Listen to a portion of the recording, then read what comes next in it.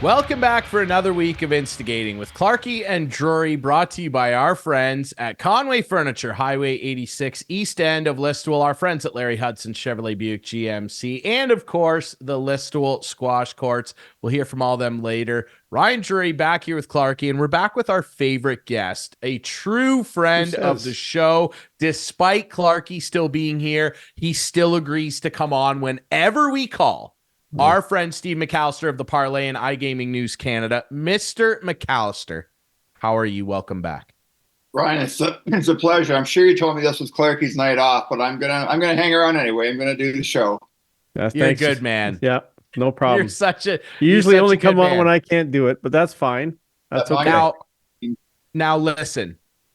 I feel like, depending on how the next few days for yourself go, we need to add something to your title card on the show, and that is hockey coach extraordinaire. Please explain. Well, yes, and Ryan, again, a shout out to you for and no credit to the commissioner on this one, but you gave me I can't remember what it was, as ambassador of the week or fine young citizen of the week, whatever it was back in November. Couch potato. The Conway Furniture Couch. Yes. Yes, that's the one right there. Thanks, Gary. Back in November when the Huron Bruce Blizzard U18 team won the Silver Stick Regional Qualifying Tournament in Wingham. And you were very, very kind to me, Ryan. Appreciate that. You're now on my Christmas card list. And we're at the beginning of our playoff run right now in the Western Ontario Athletic Association playoffs. So I'm not sure when this show's going to air, but we have 3 games in 4 nights, starting Friday night in Chesley against the Aaron Eldersley Ice Dogs. So exciting time of year, and I keep promising my wife Julie this is my last year coaching minor hockey, but it's been a very enjoyable year, and regardless of what happens over the next 2 or 3 weeks, it's been a fun season. Well, yeah, a lot of success for yourself. We wish you the best of luck in the playoffs, and we know you're going to obviously beat Aaron Eldersley, right? So you're just going to continue rolling on, and we will give updates, if anything. I mean, I can promise you that. I can't speak for Gary over there, but I'll keep on the bandwagon for the Blizzard. How about that? Yeah, I love it. Hey guys, I just mentioned too, on a serious note, our team, we played our last regular season game in Listowel a couple of Mondays ago, and it was my first time at the Steve Kerr Memorial Arena. What a beautiful facility, and just so great for the people of Listowel to have an arena like that, and a real treat for our guys to play a game in there. Well, thanks for letting us know. Yeah, sorry about that. Yeah, well, it was 9 o'clock, Clarkey. Way past your bedtime. No, come on. No. Watch the Leafs twice at 10 o'clock this week. They're hot.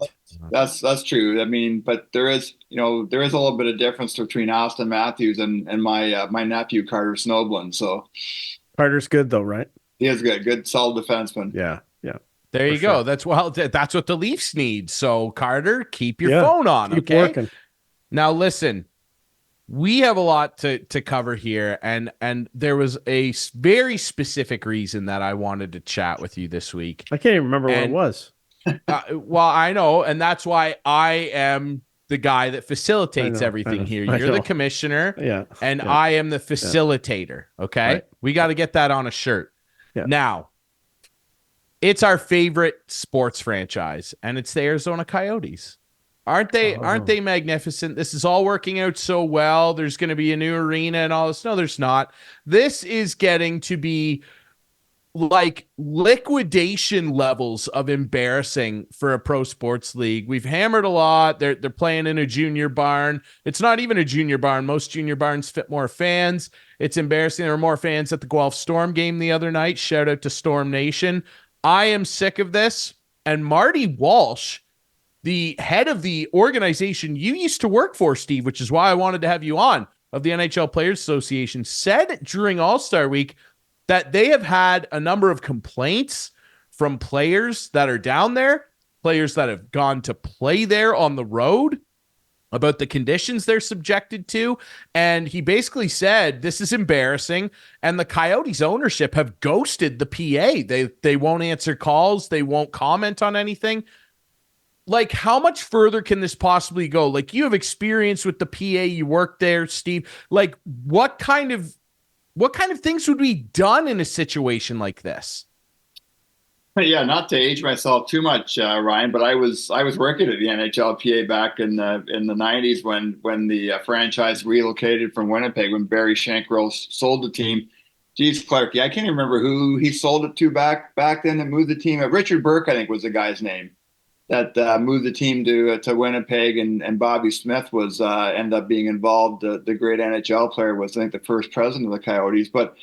Yeah, listen, I think, and I've said this on the show, that Gary Bettman does deserve credit for a lot of the success that the NHL's had on the business side. He's done very, very well for the owners, but his stubbornness on this Arizona situation is going to be, I think, a real black mark on his legacy. And I don't know about you guys, but watching the Leafs play in that building last night, it did feel it was somewhat embarrassing, I think, for a professional sports league to be playing in a venue like that. And the fact that the Players Association can't get the ownership group in Arizona to respond to their inquiries about what's going on down there is pretty shameful. It's really bizarre. And like, this is just another step in a long line of missteps here from different ownership groups. I think the pizza guy still owns it. The Morello fella, he's MIA. The guy, you can't get a hold of the guy. And he's gone, and it's just bizarre, everything that's shaking down now. Obviously, the players down there, like, they have some good players down there. Like, I feel for, like, Logan Cooley. This is his first year in the NHL. He probably basically can't tell the difference. I bet you he wakes up some days and goes for morning skate and is like, I'm still in college. Oh, whoops. Oh, no, wait, we're playing the Leafs tonight. Oh, yeah, that's right. Like, it's embarrassing. I just can't believe that they're letting this wear on, and for them to not be responding to the PA, I think, and the news is out there. Clarkey's laughing. It's unbelievable. No, I'm just laughing because, like, at the end of the day, do they have to? Like, do they have to respond to the PA? Why? What do they have to say? Like, I don't know. Like, the bottom line is this team as you said, has been a disaster, and they should probably move, and they're probably going to move somewhere. And then Gary said that maybe they're going to even have a team back there one day. That'll be fabulous. It's such a nightmare. But my question is, what do they have to respond to? Like, what? Like, have they filed a grievance? Have they, like, what's going on? Yeah, I mean, I would just say, Chris, there probably is a little bit of professional courtesy, and if the Coyotes are willing to provide answers, and maybe the league is, and but Marty Walsh gave no indication in that press conference that Gary Bettman was getting involved at all, and I think probably you're right to some extent that maybe the ownership group does know it to the PA to respond to questions, but to me that's pretty damning if they aren't, because it suggests to me they don't have a plan. No, they don't have any inclination to make things any better down there. And I haven't followed the situation closely. I think they are waiting approvals on a piece of real estate or some kind of approval process going on real estate. But this is a tire fire. But not surprising, given this is the same organization where all the hockey operations people showed up 2 or 3 years ago at the draft wearing the same suits. Yeah, exactly. Yeah, they can organize. They can organize a bachelor party photo.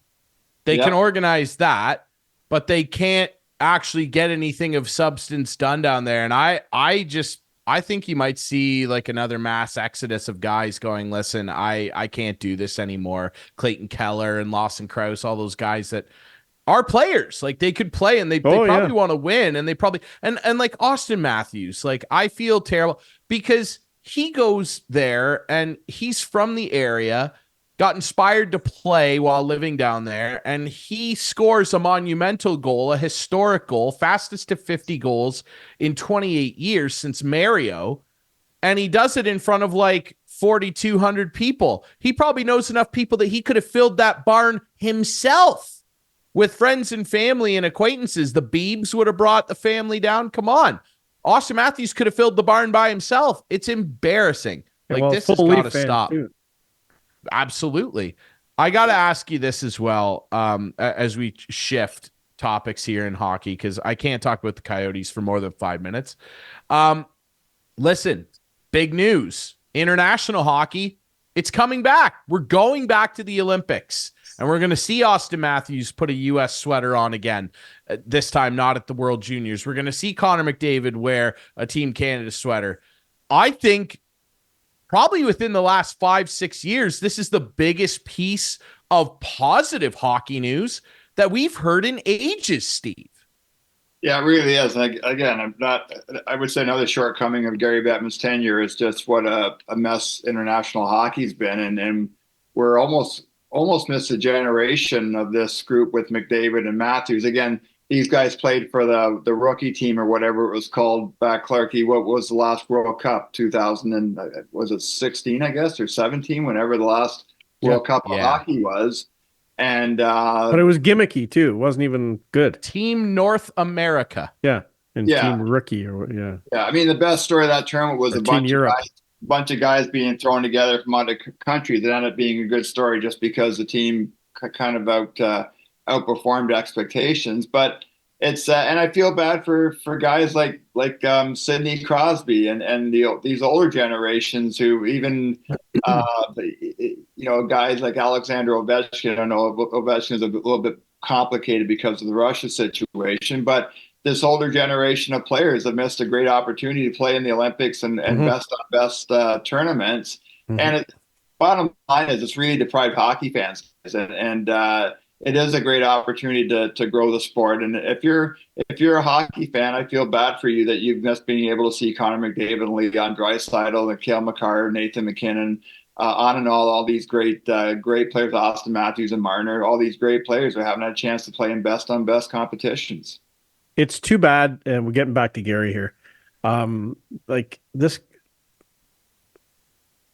it looks though, from my perspective, this guy just doesn't care about the fans at all.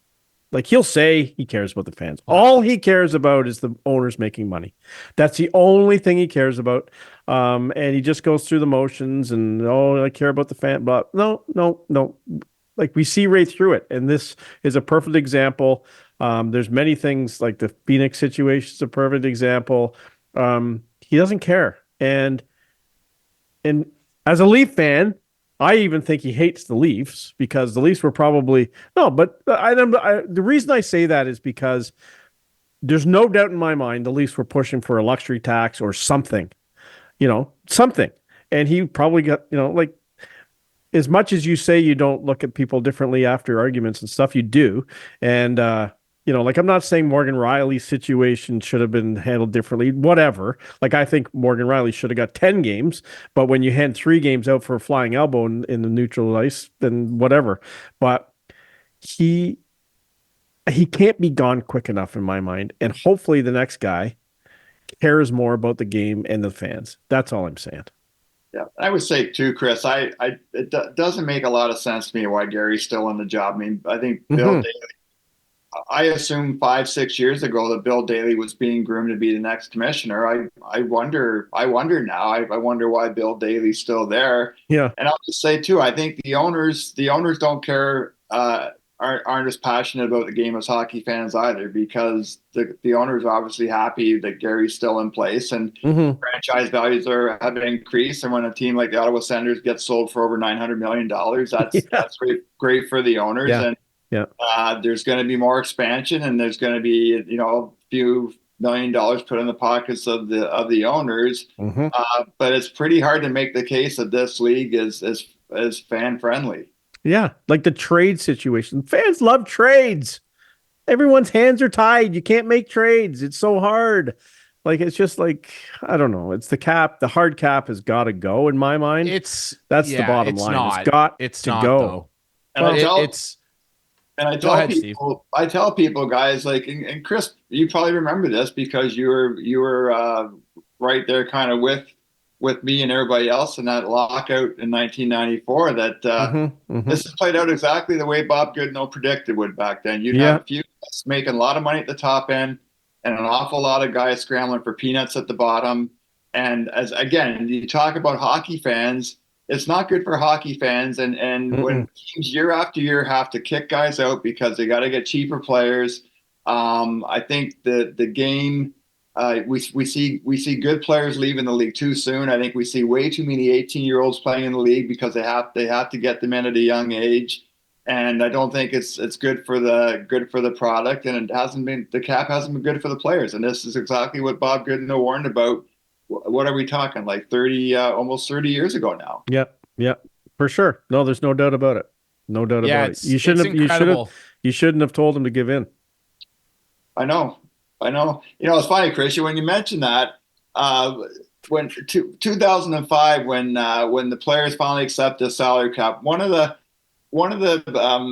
regrets I have in my career as a sports journalist is I was a sports editor at the Globe Mail that time, and I kept telling people that the players wouldn't cave because I'd seen how resolute, and you would have seen this too, how resolute the players were in 1994, and guys like Mark Messier and Wayne Gretzky telling Goodenow that Bob, if these guys are going to try to impose a salary cap, we're not playing this season. And the owners had to cave there because the players weren't going to give in. And I completely misread the tea leaves in 2005, and I thought the players hadn't changed at all, and I was dead wrong. Yeah, and now we have what we have, I guess. And on that note, I think that there's something to be said. We've talked about this before. I know you've talked about it. You're at an event a couple years ago with Brian Burke talking about ticket prices and them getting out of control.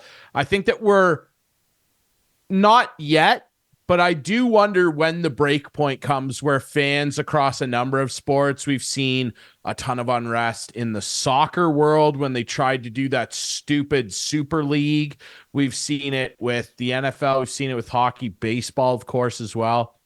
I do wonder how far away we are from like a mass break point where fans just go, I can't do this anymore. I'm not going to games. I'm giving up my season seats. I'm as diehard as it gets. Like I can't flash around this whole room. Like I love sports. There's crap everywhere in here. I can't buy new gear, like new fan gear, because Fanatics is a joke. We'll talk about that a little later. Like the apparel stinks and it's getting more expensive. The tickets get more expensive and the products over here are watered down, or they're just absorbently ridiculous to go and take even a friend, let alone a family, to a game. I really do wonder, like, where you got to pay 17 different companies to watch your team on any given night. There's 400 friggin' streaming service. It's a joke. I haven't been to a game since I left the Leafs. Like I went to one exhibition game, but I haven't been back. But I would love to go. I'd love to go to a game, but I keep checking and I'm like, I'm not justifying $200 for purple. Like I'm not doing it. And then the other day, I think it was yesterday, I was looking at the Blue Jays and I thought, you know what, maybe I'll go down to a Tuesday night against Colorado.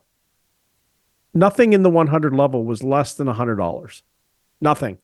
Because it's new. Exactly. With no Shohei. No Shohei. Not much of anything. Like they really improved the team in the offseason. And boy, didn't they? Quite frankly, that's a franchise that has to win, or they're going to have a lot of empty seats. We've seen it, all the time. They got to compete. So I'd love to see how this dynamic pricing changes as we go on, because they can change prices every day. Well, no, you know what? When those seats are empty, they're going to be having to do something. The other thing I wanted to ask Steve, though, and I don't know if you know the answer to this, but the broadcasts now, as we know, do the superimposing ads on the boards. How does the teams ever let them get away with this? Because this is losing you would think, a lot of money in their pockets for all the people who paid for those rink boards. I don't understand how they can do it. No, it's a good question, Chris. And again, it must be just the deals that the league makes with the rights holders. And it's funny, I did talk to Keith Wachtell from the NHL about this for the Gaming News Canada newsletter back in the before, I think around the start of the NHL season, and just how those virtual boards have really helped the national rights holders be able to have more national advertising on broadcasts. And I think the one example I was given is that if you're watching a Leafs game in Washington, for example, you have the ability to have a Wendy's ad or a Canadian Tire ad, and there's benefits to that. And I think, to be honest, when you look at the sports betting and gaming industry, That's probably one of the things that has added to the angst that people have around the amount of sports betting branding and gaming branding during games, is because you have the commercials by the operators, you have the integrated segments on the broadcast with the betting companies. You get if you're watching a game with Scotiabank, you know that Jackpot City and PointsBet and FanDuel are all sponsors, so they have branding inside Scotiabank Arena. And then you have the betting companies who have paid money for brand exposure on the national broadcast. So yeah, again, it doesn't bother me. I don't watch the ads. I mean, the ads don't bother me. I can just from working at MLSE and knowing how things work down there. Like obviously it was discussed and they knew it was coming, but I can just see the guys peaking. Like I can see doing it on a road broadcast. Yes, but I think your home broadcast should have the rink boards. That anyway, that's just. I'm with you. I think that makes sense. Just quickly on ticket prices, it's funny. Like my daughter's was up there for a couple of days this week visiting from London, and my wife Julie and her were kind of half joking last night about me never taking them to Leaf games when we were living in Brampton and Caledon. And I was saying that, I took my two daughters to one Leafs game at Maple Leaf Gardens, and Julie we may have gone to 2 or 3 Maple Leaf games, including when I worked at the PA. And I think my son's been to 1 or 2 NHL games, just because I can't afford it. And again, I'm not, I've been lucky enough to have a pretty decent career. Didn't work in jobs with minimum wage, but I can't afford it. And 2, to your point, Chris, is I can't justify spending the kind of money that people or teams want to spend to go watch a professional sporting event. And I think that's what's been one of the selling points about the Professional Women's Hockey League. You watch those broadcasts and you see all kinds of families, because a family of 5 can pay $20 for a ticket. So for $100, you can go down and watch a women's game, which is a really good product, have a great experience. And I think the price point is the reason why you're seeing so many families attend those games, and why the league's been a success so far in its inaugural season. Yeah, I told Ryan this story already, but my friend Harry and I were very close. I had booked the afternoon off. We were about to purchase tickets to go see the Leafs in Buffalo last time they were there. And I can just imagine driving 3 hours there and 3 hours back and sitting at the border and then watching a 9-3 loss or whatever the score. Like, you know what? Like that, I would have been really upset. So you never know what you're going to get, obviously, when you go to a sporting event, but not as upset as you would have been to pay $200 for purples and see them lose like that at home. Potentially, right? I guess. Like, that's the trade-off. It's kind of worse going to a road game, I think, with your Leaf shirt on. No, I get it. Seeing them get creamed. Anyway. I'll say this. I think that what you just pointed out about the PWHL is why we're seeing a pretty stark, sharp increase in junior live viewership this year. I mean, you look around the Canadian Hockey League right now, and attendance is up almost everywhere. In just about every single market. It's incredible. And it's just because people can go and see, the next generation of guys, and it's patently inexpensive in comparison to driving down to the GTA. It's really unfortunate. I want to ask you something about that. And Clarkey, I'm glad you brought up the Blue Jays, because Steve, you're working in the sports gaming industry now. It's huge. There's going to be a lot of wagers thrown around in about a month's time when things start kicking with the Major League Baseball season. I wonder what the percentage or what the line you would set at to be comfortable with laying some money down on Vladimir Guerrero Jr. winning AL MVP, because he's in a prove-it year here. He got taken to arbitration, which was silly. They were like $1.4 million apart. And I think that there is an opportunity, just listening to the O-Dog talk about it recently and the whole arbitration thing and how ugly it can get. I think there might be a chance that this guy pops 45, wins an AL MVP, and leaves. What do you think the odds are on that? Because, O-Dog was sharing stories about when he got taken to arbitration in Carolina, and you've heard this story, Clarkey. Like, he was like, I never want to play for this franchise again. Get me out of here right now. All that crap they said about me in there and whatever. It's quite a story he tells. How true do you think that is? Like Vladdy said, oh no, I get it. It's a business on the opening day of camp. How likely do you think it is that he might go end of the year? You know what? Screw those guys. They greased me for 1.5 million. And I'm going to hit 45 and I'm going to split. What do you think? I would think under normal circumstances, Ryan, you make a really solid argument there, and I could see that happening. The one caveat for me is that Guerrero's father was a guy who played in the majors for a long time, played for several teams, saw that it is indeed a business, and for that reason, the kid's probably a little bit wiser of the way Major League Baseball works. And again, like the guy's getting $19 million out of arbitration, which is a ton of money. And I think I don't blame the Blue Jays for taking this guy to arbitration, because I was really underwhelmed by his season last year. I think this guy just doesn't seem to get the fact that you have to be in shape to be a professional athlete. And again, I hate taking a run at sports writers, because I was one for a long time, and the three of us have worked in the industry. But I've always been surprised that the media didn't make more about Guerrero's conditioning when he first came to the majors. And I felt like he just got way too many mulligans on his conditioning, and not just conditioning last year, but the guy, there was some real boneheaded plays by this guy. Mm-hmm. And so the fact, if I'm a Jays fan, you should be encouraged by the fact that it looks like he's showed up at camp in the best shape of his life, and we shouldn't be too hard when you're this guy's not even 27 years old yet, is he? I think he's 24. Yeah, like it shouldn't be too hard to be in the best shape of your life at 24 or 25 years old, and I can say that with some sense of fairness now that I'm almost 64 years old. You're old. So the least, the least expectation is you show up in shape. The guy's getting paid $19 million. He's coming off a lousy year. So listen, the guy goes out and has the kind of year, Ryan, that you're talking about. It's his right to walk away. But I also think the organization's been pretty darn good to this guy. Yeah, it's a very fair argument. I don't disagree with that. I really don't. And it's a big time prove it year for that guy. You know who's not having a prove it year? He's just doing what he does. And that's Auston Matthews. And I want to end on this. It's probably a lock at this point, the way the guy's playing, that he's going to score 70. It's just incredible, the production, and he's a machine. Do you think, Steve, because I'll hear arguments from people with a history like the Leafs of all that past winning and glory. I understand. I'll hear those arguments. Got to win a cup. But set that aside. Like, do you think already that he's the greatest player that's ever played for the Leafs? Because I kind of do.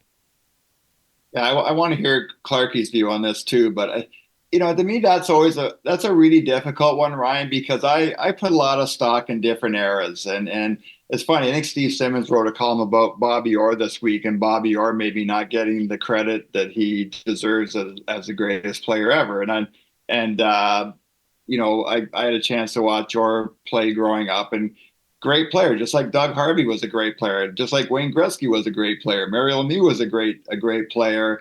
And so it's really hard for me. And it's such a different game today. Yes. I'll just say this. Auston Matthews is a tremendous hockey player. One thing I will say is if I had to start an NHL franchise right now and was picking between Auston Matthews and Connor McDavid, that would be a really difficult choice for me. I can make a really good case that Auston Matthews would be the guy I take. I think he's doesn't get nearly enough credit for how good he is defensively. Mm-hmm. One thing I talk with the kids on the hockey team I coach is how the ability for this guy to strip pucks off guys, lift their sticks and turn over pucks. And then his shooting, I mean, that heater he's been on for the past week or so has been so much fun to watch. And we watch a lot of Leaf games up here in Kincardine because we get them, we have access to them. And as a hockey fan, I just thoroughly love watching this guy play and the way he plays. And what I will say is it's hard to make a case that he's not the best player in the National Hockey League right now. I'll say that. Mm-hmm. Pretty good. Clarkey's nodding his head in approval. I think he likes it. I'm going to save my opinion for the next segment. So, Steve, you'll have to stay tuned and hear about it. But there's no question he's better in my mind defensively than Kucherov. And after Kucherov's appearance at the All-Star game, he should not even be considered for MVP because he should be disqualified. Well, come on, that's a little much. Okay. I get he was being a little piss baby at the All-Star game, and I wasn't very enthralled. I might have been being a little facetious there. Ryan. No, it was maybe a little. I understand. I understand, but come on, let's walk it back. He's enemy number one though in Toronto. Like when Tampa ever comes here, every time he touches the puck, they were booing him in the All-Star game. They're definitely going to boo him when he wears a Tampa jersey. But you're right. Matthews defensively is the way he can just strip a puck from someone. It's unbelievable. It really is. My boss at Larry Hudson's, Eric Hafling, was at the Philly game, and he said this guy is unbelievable. And Eric's a coach as well. He coaches minor hockey. He's played minor hockey. And he said, just watching him that you don't even ever see on TV, but watching him positionally, he's always on the right side of the puck. He's always doing the right thing. And man, he can skate and he skates south just as fast as he skates north. Yeah. I just think guys, if you look back at the generations of Leaf teams, Dave Keon was a tremendous player in his era. Frank Mahovlich was a great player in his era. Matt Sundin was an outstanding Maple Leaf. Doug Gilmour, Daryl Sittler, Laney McDonald, Wendell, Borja Salming, my favorite Leaf of all time. So again, I just think it's not fair. It's not fair to the guys in the past to judge them with guys of today. And I think we should just respect the fact that different generations had great hockey players and just the game, the way the game was played, the equipment, the conditioning, the nutrition, everything was different at the time. And we should just enjoy the fact right now that we're seeing, this generation of hockey player listed, the guys we listed earlier, McKinnon and Draisaitl and McDavid, all these young players. It's a really fun time to watch the game of hockey. Yeah. Yep, well put. I couldn't say it better myself. You know who else is Thanks to Gary. Leaf? Thanks to Gary. Yeah, all thanks to Gary. You know who else is a great Leaf, Clarkey? Mike Palmateer, right? He certainly was. He's my guy. Yeah, I know. I wear 29 to this day. We had to mention him. All right, Steve, it was a pleasure to have you back on the show, my friend. Best of luck in the playoffs with the Blizzard. We're going to be paying attention, and when you win it all, you'll be back on the show. How about that? Thanks, guys. It's always a lot of fun being with both of you guys. Oh, thank you. Thanks a lot, Steve. All right. When we come back, we have to review another sad golf pick result for our friend Ian Doig and my co-host Chris Clark. It's getting quite embarrassing. You want to talk about Auston Matthews heater? I'm doing the same thing. We'll talk about that next on Instigating.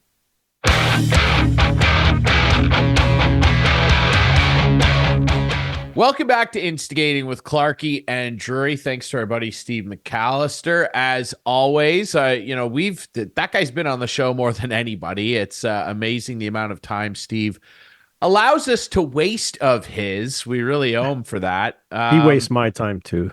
So now listen. Speaking of wastes of time, we have to have a serious discussion about the golf picking on this program because it's starting to get who'd you pick this week? Embarrassing. So who'd you pick this week? Last week. Did you hear me? Obviously, is this working? Yeah, I did. Who'd you pick this week? Well, we're not picking this week. Okay, fine. Okay, let's go to last week. Go ahead. Last week was obviously the Genesis Invitational, Tigers tournament. And unfortunately, he had to pull out. He had the flu. He wasn't even there to flu. Dog doesn't believe it. Yes, it's something with the lower back. There was an ass grab. Now, he wasn't there to present the trophy to the eventual winner, Hideki Matsuyama, my guy, who I did not pick last week. No, and I picked the wrong guy. Well, you picked a few wrong guys because you just tried to be a copycat and take some of my favorites. Shut up. I pick my guys. I can pick whoever I want. If you don't pick them, I can pick them. I mean, there's no, they're not like Ryan's guys. Yeah. No, they're not. Let's show the research. Let's show the results, and it's not good. Okay, so I was a total of 29 under. Remember, we take our top 3 scores. Top 3 scores put me at 29 under. Clarkey ended up at 20 under. Not bad, Clarkey. You closed the gap from 15 under. Here we go. I knew something like this was going to occur. We might have a special visitor on the show here for it. Yeah. What a surprise. Now listen, I'll rattle off the rest of the picks here. His mic not be working. Doigie, make sure your mic's working. Listen, here's the rest of the picks, okay? Doigie, unfortunately, even though Clarkey closed the gap from minus 15 to minus 9 from the last one, Doigie unfortunately got DQ'd. Now here's why, and we will talk about this. Head yet. Hold on. We will talk about this. We always subtract Ryan. the stroke. Ryan. Yes. Doigie, yes. Can you hear us? Can you hear me? Yes. Oh okay, my God. Good. Okay, so Doigie's about to come on the air. The surprise guest. This is great. So I did this to you last week, and now you're doing it to me. Right. And I'm thrilled. I'm thrilled to see Doigie, and I'm thrilled because look at this scoreboard. No, we don't need to. No, it's done. This is not good, Doigie. So explain to me, between you and Clarkey, what's going wrong. Should I just start letting you guys combine your scores? I don't know what to say. I really don't. I mean, we have this non-golfer kicking our ass. He's won every week. 2 weeks in a row? Three. Whoopee. 3 weeks in a row. I don't remember him bragging about this last year when we were doing picks. Because I don't think he won at all. Look at those pipes. I don't think he won at all. Yeah.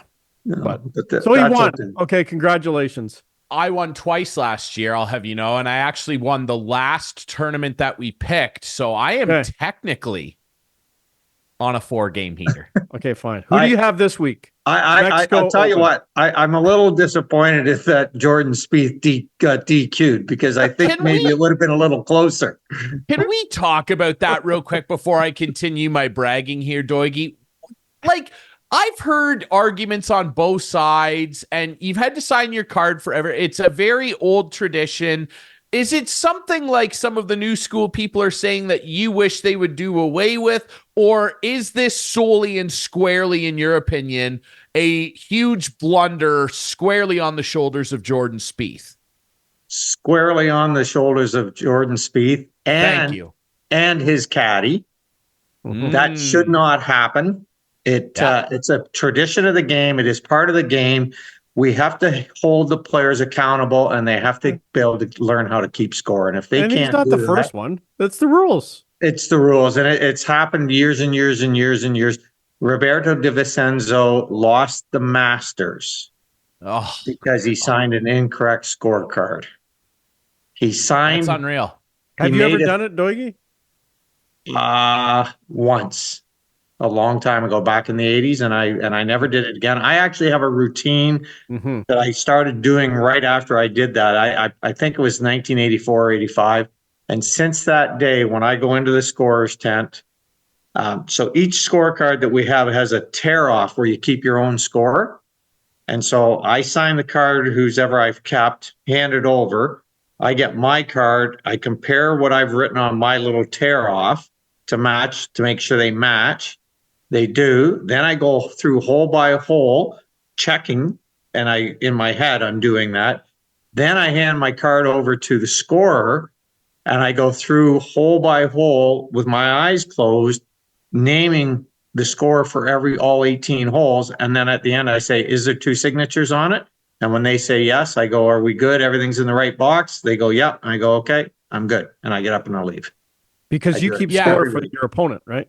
I keep score for my opponent. So I hand it over, and my opponent keeps score for me, and then and they could make a mistake. Sure. So that's why I triple check it. And that's which happened with Jordan. He didn't write the wrong number. No, he did not. But he didn't check it.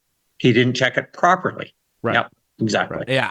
And I've seen you do that, Doigie, and it's incredible, your recall. But I mean, this is something that you have to take responsibility for. And hey, look, I'm a bit younger. We've talked a lot on this show about your computer problems, Doigie. We're going to help you out, okay? And you know how nervous I was bringing him in live?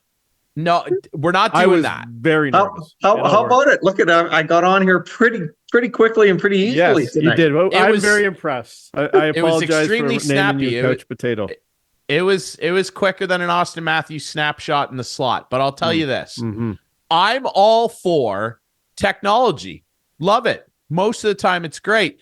However, I do feel like in instances like this, saying, oh, well, why don't we just have the score guys do it or the volunteers or the people running the score? It's an excuse. It's a lame excuse. And everybody else managed to track their score properly and hand in a correct card, except for the golden boy, Jordan Spieth. Now, that really hurt you, Doigie, and I agree, because Spieth was having a pretty decent looking round. We know he usually does his damage on the weekends, but because he DQ'd for you and JT missed the cut, you were disqualified from our pickoff, because if half your team's out, we don't count your score. So unfortunately, that puts you on the back burner. Let me just recap it for everybody again. I had Scheffler at 8 under, Fleetwood at 8 under, Xander Schauffele, who looked for a bit like he could win the tournament. He was your lucky under. Guy. He was your lucky guy. Yeah, absolutely. He was my first pick. Finau at 6 under didn't count for me. And then, unfortunately, Doigie had Rory, who had a strong Sunday, 5 under. Spieth DQ, JT missed the cut. Adam Scott, 6 under. He had a decent weekend. And then Clarkey, of course, took my guys. Hovland at 6 under. I love you, your guys. 6 under. Sam Burns, strong start to the year for him. He could win a major this year. You made fun of that pick too, by the way. 8 under. Yeah, because I took him the week before and won, so you were just trying to copy my success. I didn't even know you took him the week before. I don't pay any attention to who you pick. I know, yeah, because you're not a winner. Yeah. And then, of course, Nick Taylor, who had picked the wrong Canadian. A tough end to his weekend. Picked the wrong guy. At 1 under. So you know, this is getting bad. You know, my biggest mistake, and Jordan Spieth aside, is that I didn't look closely enough at the pairings to see that JT and Tiger were paired together. JT never plays well when he's paired with Tiger in the first 2 rounds. Never. You know what, Doigie? Listen, I get it. I'm not a golf guy. I'm a big fan. I am becoming golf guy. On this show, I'm golf guy. Yeah. Okay, who do you like in the Mexico Open, Ryan? Just give. Actually, I love Finau. Love Finau. So now, I'm not golf guy. I can't golf. It's just I was never given a chance to play it when I was a kid. Fine.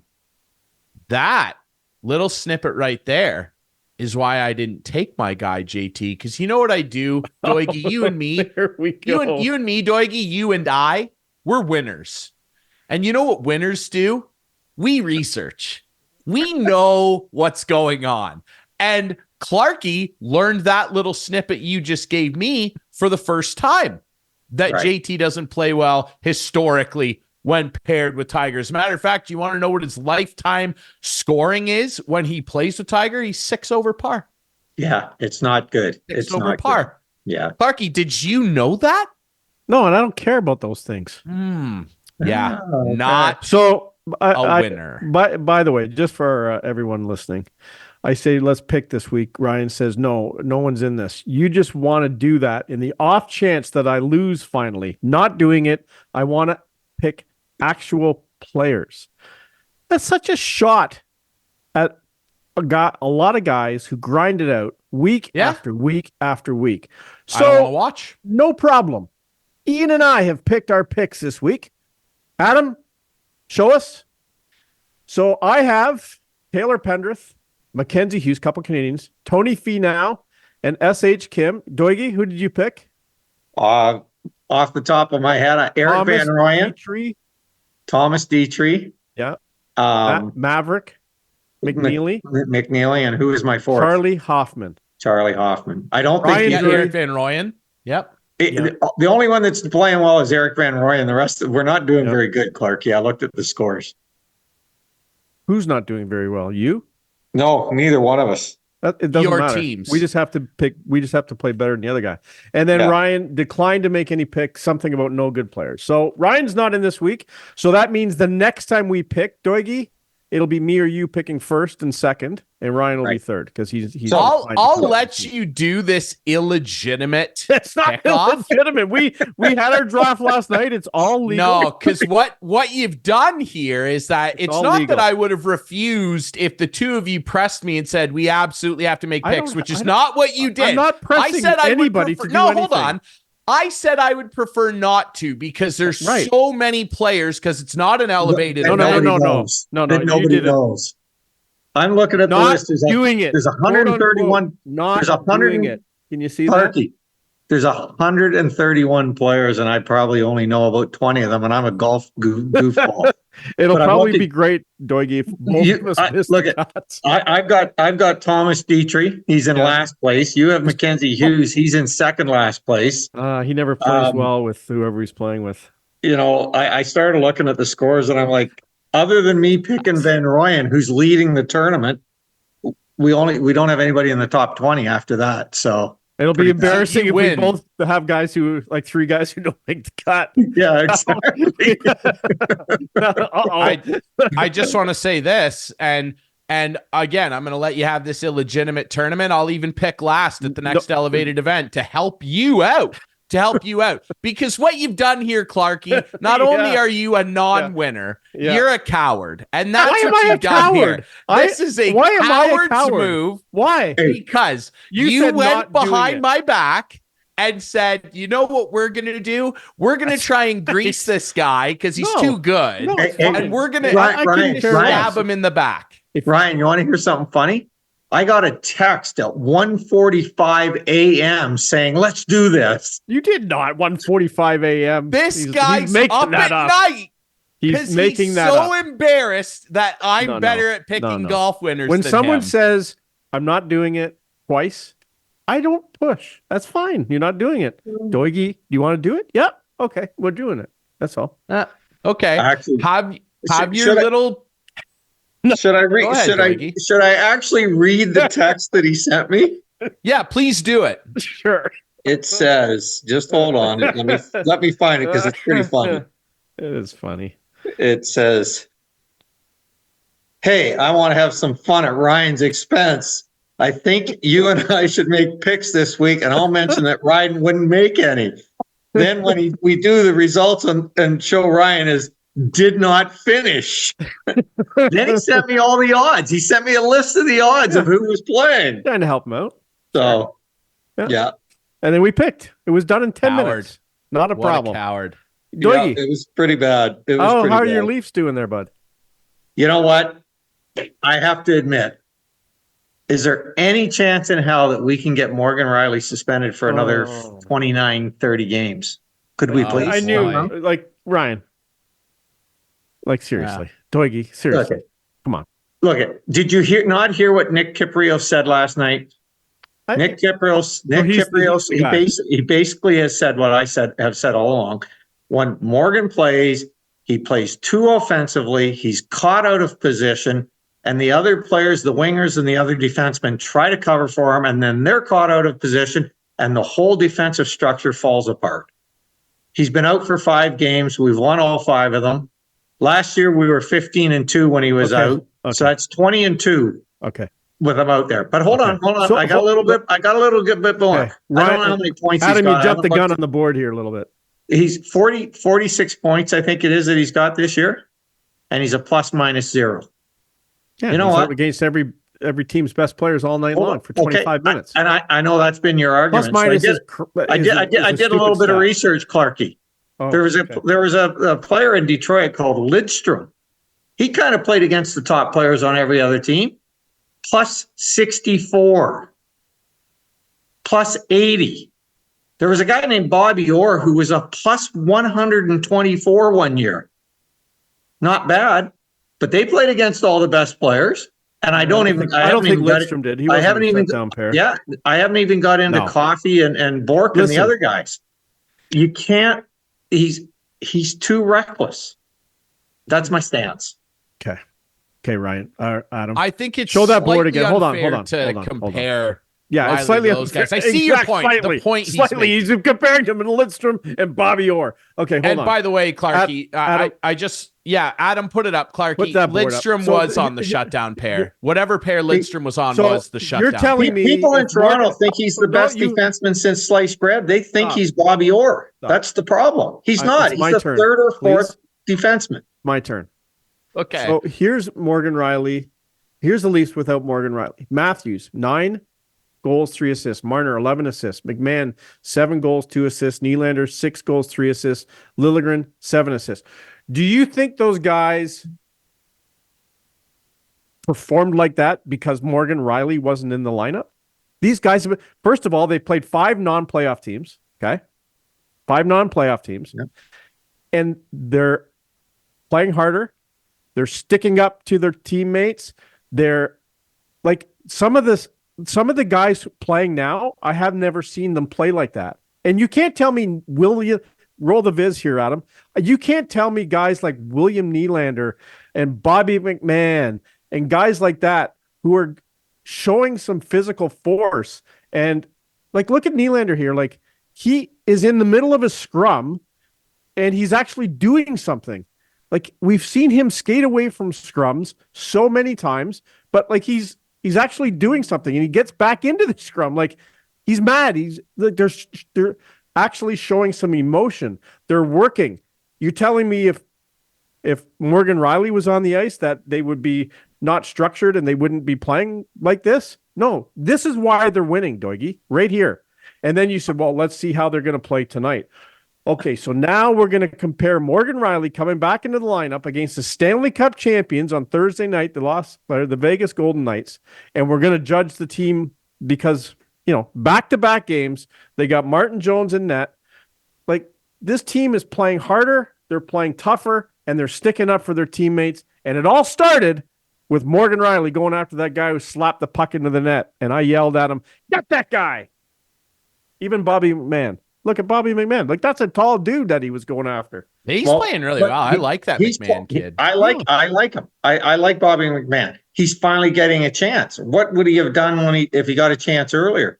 I like the way Nick Robertson plays, but he got 3 minutes in the first period the other night. 3 minutes. How do you know whether the guy's going to be any good or not when he's getting 3 minutes? And the other there's players reasons he gets 3 minutes, but Bertuzzi's out there for 12 or 13 minutes a period, and you're like, really? The guy has scored 5 because he can't score. Like, when we got when the Leafs got Bertuzzi and Domi, everybody said we got these guys because they're playoff performers. So let's not judge them right now. Let's judge them in the playoffs. If we get there. Fine, but you got to promise me you're not going to watch because that's what you said a long time ago, about 18 times this year. Ryan? No, I say it more often than that. We don't have a lot of time left. We better wrap this up. But you know what?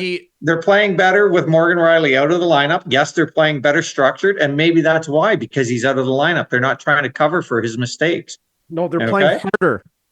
Well, they're playing harder too. They're playing harder. Right? That's what it all comes down to, is playing harder. Just listen, guys. Just hold hands and play nice and just pray that you guys score under par on your illegitimate coward picks at the Mexico Open, okay? None of you guys took Emiliano Grillo. None of you guys took Grillo. Unbelievable. He's done very well at that course. Yeah, but what did he shoot today? I didn't think I don't know what he shot today. I don't want to watch because none of the top guys are there, which Doigie is part of the problem. Like, there's not enough high-end talent that's consistently attending some of these events. It's just like, it's horrible. God bless these guys. God bless these guys. These guys grind it out every week, and they deserve hearing that. And I don't want to watch grind in a pool. I don't want to watch grinding. I want to watch because it's more like me and Doigie playing than. Whoa! Be careful there. Nobody wants to. Don't be lumping me in there with you. Yeah, I saw Doigie make some beautiful butter cuts with a wedge when he played you and beat you. Yeah. You shot a couple okay shots. Yeah, he did. Yeah, and he gave you like a 10-stroke advantage too, which is basically what you're trying to do here. 9. So 1 a hole. No, that's nothing. Thank God. Pro. Thank I'm God. playing a pro. You know what? Before we move on, I when I was laying in bed the other night, I thought, you know what? They're trying to make trades. They're trying to upgrade their defense. Clark, you'll love this. This is my trade. Marner and Riley. Oh, perfect. Yeah. For Tkachuk and Chickering out of Ottawa. Not going to happen. I think it'd be a great, just 2 for 2. Let's go. All four guys probably have a no trade, first of all. Well, I know it won't happen. But everybody but Chickering. Everybody but Chickering. I think it would be that'd be a pretty good trade for Toronto. It'd be explosive. Yeah, it would be. Get the ink ready. I appreciate the pop on here, Doigy. Good luck with your Mexico picks. Feel good about those. We're gonna hear it if we miss the cut. And next time, you're gonna hear, dude. If you don't have a combined 10 under, I'm going to grease you on this show. I can't wait till next. No one week. Wins tournaments on Thursday. I'm gonna watch the tournament just to spite you. Exactly. That's exactly what I wanted. We between the two of us, we might have 2 guys make the cut this week because we definitely have 2 that are missing it. And we've each got picks don't count. So be prepared for that.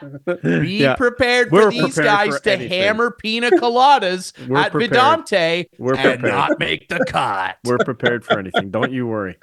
I love it. And Doigy, you always make the cut for me, brother. Clarkey, you never do, and you're a coward. Thank you. No problem. No problem. See you, Doigy. Thanks for having me on, guys. We'll talk to you later. Yeah. Cheers. Bye. Bye. We'll be right back, and when we come back, we will do our couch potatoes of the week, and I may have to seriously reconsider mine after that little stunt next here on Instigating.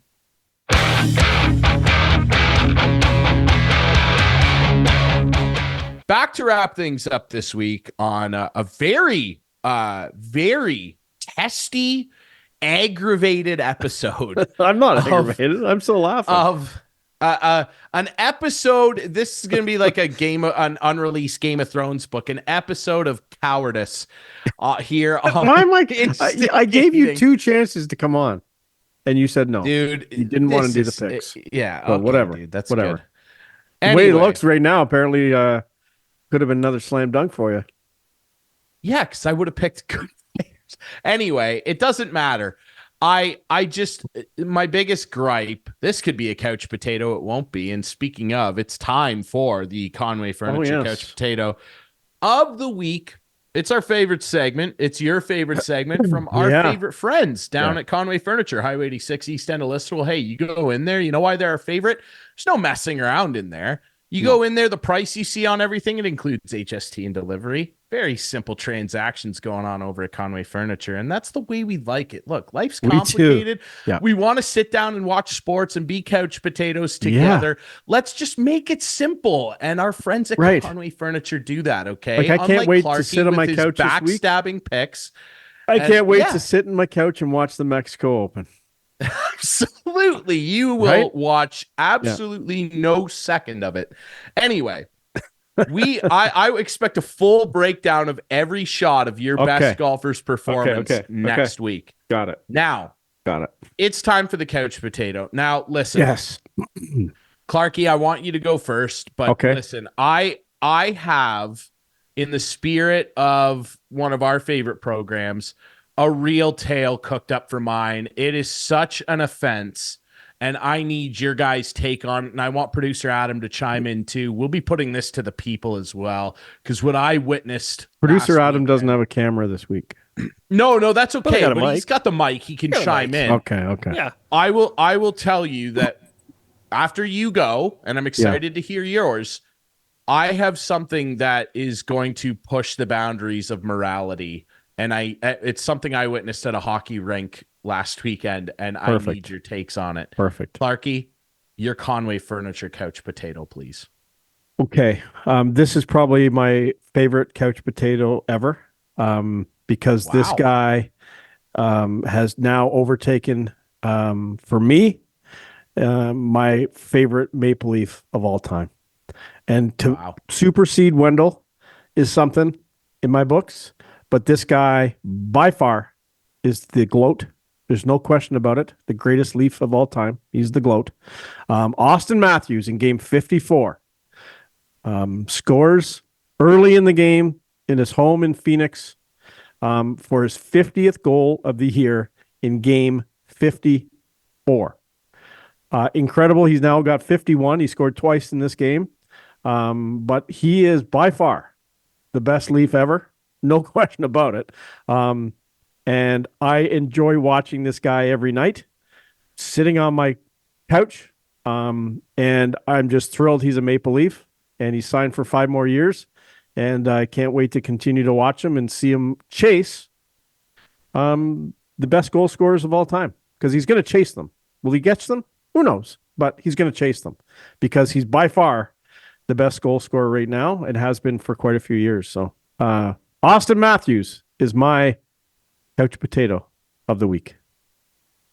Yeah, that makes perfect sense. I mean, like, what the guy is doing, eventually it just deserves this kind of recognition. And I'm sure that he's going to be thrilled when, through the grapevine, maybe Beebs whispers it in his ear at practice one day that he has been given the Conway Furniture Couch Potato of the Week. It'll be bigger than the Hart Trophy, bigger than the bigger. And he's got to be considered for the Hart. Like, he has to be. If he scores 70, 75 goals. Yeah. He's going to be in the running. Consider no question. Winning, no. I don't know. We'll see. I'll tell you this much. It's a vote, right? He will get so many American votes that he could beat the other guys because of that. Because that's just the way people vote. Yeah, you might be right. Yeah. That might help his case. We'll see. He won't get any Montreal votes. He didn't last time, but let me just, well, look, we can derail the show and talk about some of the nonsense that's gone on with the Hart Trophy over the years, dude. But listen, you're right. There are a lot of people out there who shouldn't have votes, but I'll say this. If he won, I wouldn't sit there and go, what? I'd be like, yeah, he's going to score 70 goals. It's pretty incredible. If he doesn't score 75. If he doesn't score 70 now, it will be a disappointment. Like, if he gets 69, no question. Not nice. Yeah. I want 70. Can you imagine? Hopefully he doesn't get 67. What's incredible? No, God, what an omen. What I'll say too is, like, it's so exciting to see a guy follow in Ovi's footsteps and do it with his own flavor. That's the great thing about watching elite goal scorers of a time, is going, who's next? And quite clearly it's him. And I just hope for him. Like, I want Ovi to break the record. He's hot all of a sudden. But someday, if Matthews does it to him, I'll be the first one in line as the president of the Alex Ovechkin fan club to applaud, because it's an incredible. I've watched how hard it's been for him to do it. And if Matthews ends up doing it someday, my thing for him is I hope he can continue doing this into his 30s like Ovi did. It's hard to score 50 when you're 35. Absolutely, it is. Do it. So I really hope that he continues to keep his foot down. Because getting to 700, 750, it's. I know, it's a grind. It's a and you know what the fun? It's amazing what he's doing. And the unbelievable part is he also leads the league in goalposts and crossbars. Yeah, he's at 15 now. 15. Yeah. He leads the league. Incredible. It's insane. And you sit there, on runs like this and go, God, like, what if 4 or 5 of those like are in, right? When I'll turn the tide back when Ovi scored 65, which for now is the modern day benchmark post lockout cap era, 65. Do you know how many posts and crossbars he hit that year? No. Take a wild guess. 40. 47. 47. It's nuts. God, give me 15 of those. Oh, yeah. At 47, and obviously he set the record that year. He broke Phil Esposito's shots on goal record. He had 620 or something. It was okay. We're not talking about him. Let's go to your couch potato.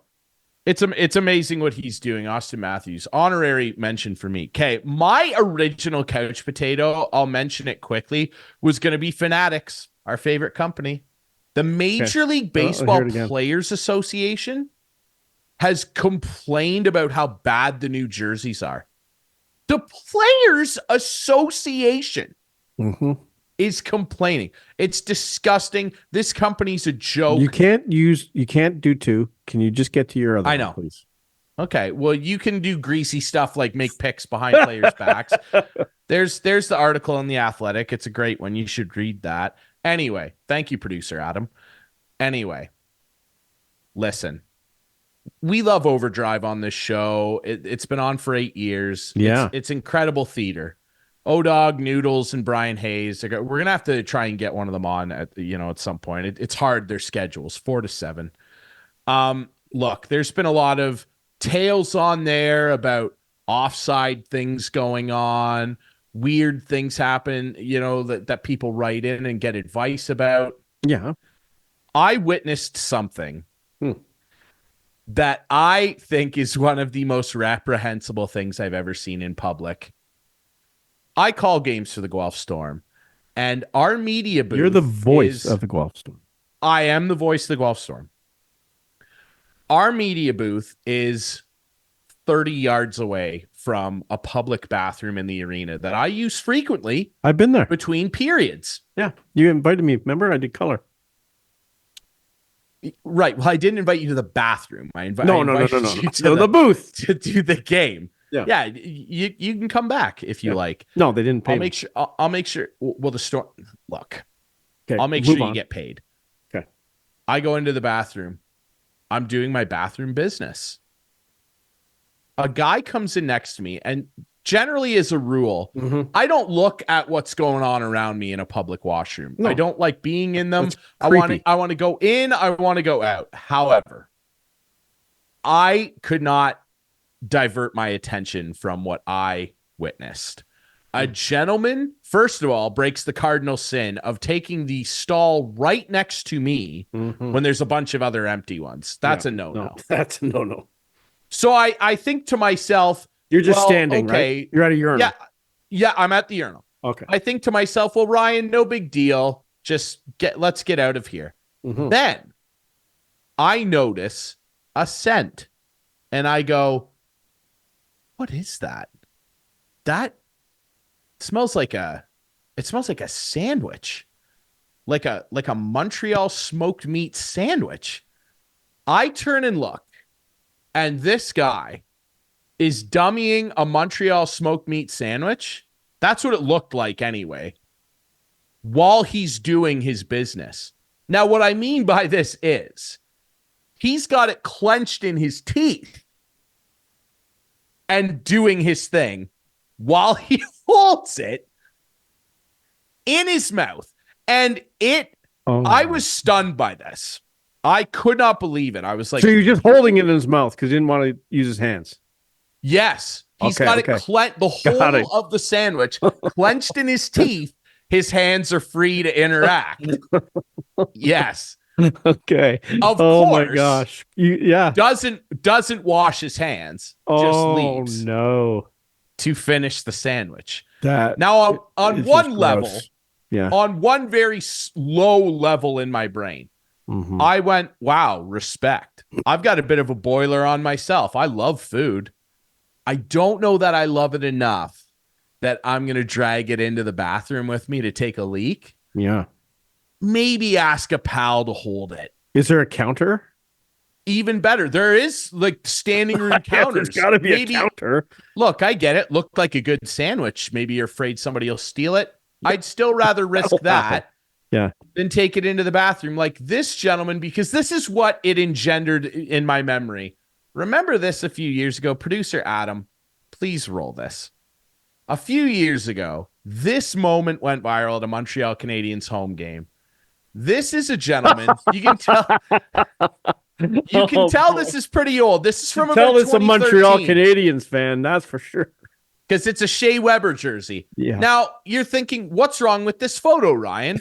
Well, producer Adam, let's zoom in. Let's take a look right between this gentleman's feet. And if you have a little peek there, my God, underneath the urinal, he's got a fresh batch of arena nachos and his soda, which thank God has a lid on it, underneath his urinal.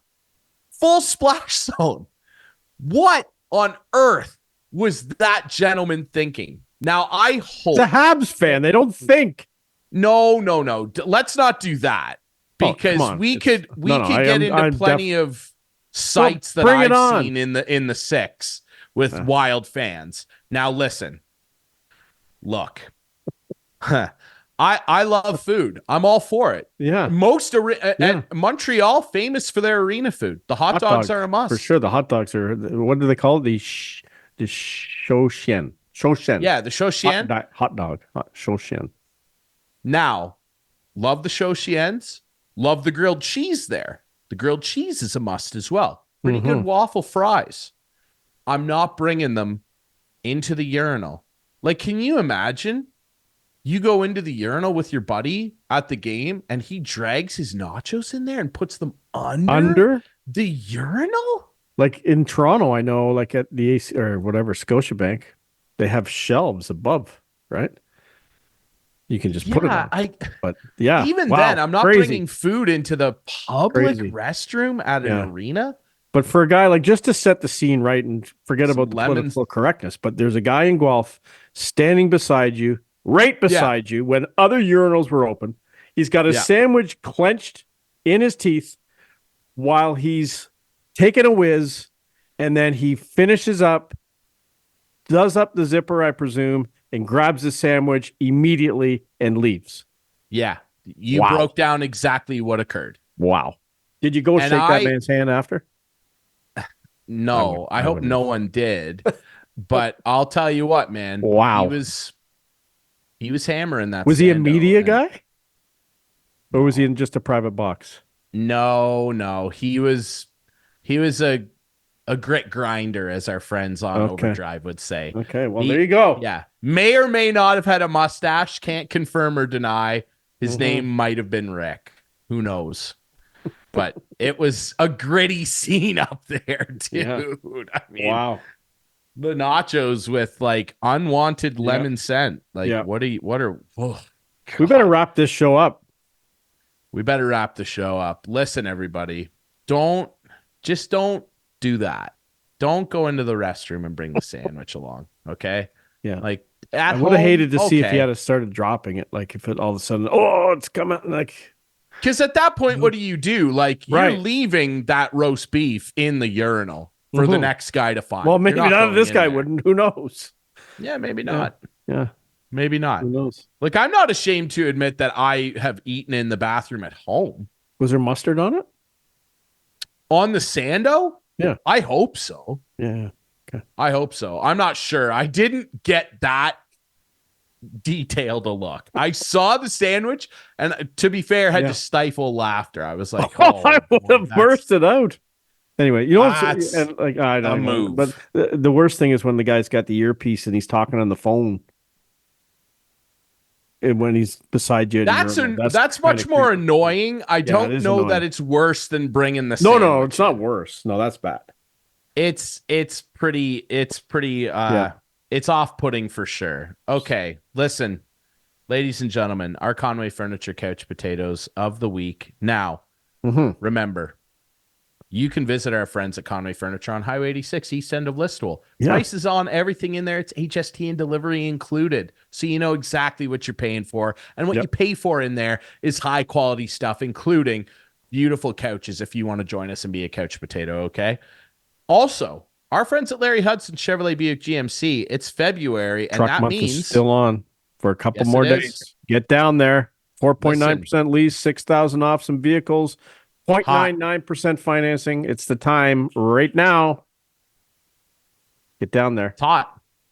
Lots of inventory to choose from. It's nice. Nice. 6,000 on some, 0.99 on others. There it is. Yep. Hudson. There's the Viz. I love that Viz. Yep. Hudson. Very steady. I love that blue. Maple leaf blue. It's beautiful. Yeah, it's a good blue. Right next to that Capitals red. I like that. There you go. There you go. And the blue's in the lead. Now, Listowel squash courts. Can't forget about our friends there. Well. I was there this week. Played on Tuesday night. I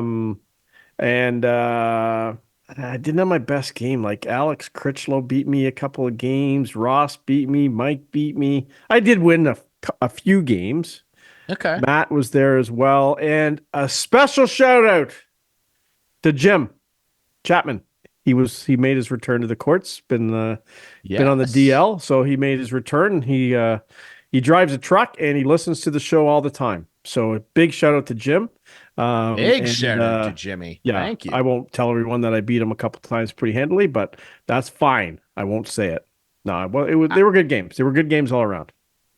Absolutely. Well, yes. Visit our friends at Listowel Squash Courts. Remember, they've got that new setup coming for the gymnastics classes that go on in there as well. You can find all that information out on their Facebook page, the website. Yeah, I know. Yeah, I don't want to watch you try and do gymnastics, Clarkey, like you do mental gymnastics, trying to weasel your way into winning a golf pick-off. But anyway, that's neither here nor there. I can't wait till we both miss the cut. You can have your joy next week. I can't wait. I'll make myself a tequila right here on the show to enjoy. Straight from the cactus, brother. We'll play La Bamba. Mojave, yeah. All right. You can watch the show Friday nights at 8, Sunday nights at 9 with our friends on Whiteman TV. That's channel 6 for Whiteman subscribers. We also debut on our YouTube channels Friday nights at 9. You can also follow us on social media at Instigating Pod, where you can see clips of the show, share them with your friends. It's great fun. We have fun here, right?